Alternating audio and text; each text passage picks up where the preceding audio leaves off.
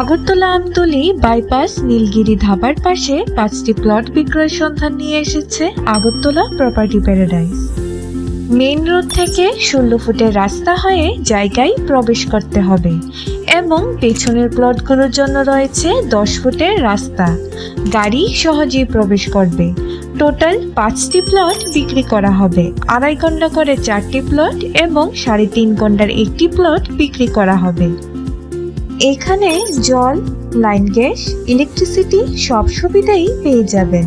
কাছাকাছি রয়েছে নীলগিরি ধাবা ও petrol pump. এই জায়গাটি ঘনবসতি এলাকা হওয়ায় বসতবাড়ির জন্য দারুণ সুযোগ। বিক্রয় মূল্য মালিকের সাথে আলোচনার ভিত্তিতে নির্ধারিত হবে।